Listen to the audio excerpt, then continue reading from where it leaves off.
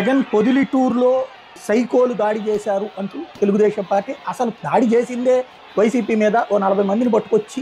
YCP కార్యకర్తలను అడ్డుకోవడానికి ప్రయత్నించి రాళ్లేసి చెప్పులేసి దానికి అయినా కూడా సంయమనం కోల్పోకుండా హింసాకాండకి దిక్కకుండా నిరసనకే పరిమితం అయితే మా కార్యకర్తలు తీరా చూస్తే మా మీదనే దొంగ కేసులు పెడతారా, మా కార్యకర్తల మీదనే దొంగ కేసులు పెడతారా అని పక్కన జగన్ ప్రశ్నిస్తున్నటువంటి వేళ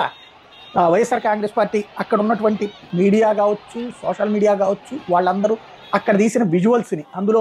ఎవరి మీద దాడి చేశారు అంటే ఇటు వెళ్తూ ఉండగా వైసీపీ కార్యకర్తల మీద ఈ నిరసనల పేరుతో దాడి చేశారు అన్నటువంటి విజువల్స్ని ప్రొజెక్ట్ చేసుకుంటూ వచ్చింది. తద్వారా మా మీద దాడి చేసి మా మీద కేసులు పెడతారా అన్నటువంటిది ప్రశ్నిస్తోంది.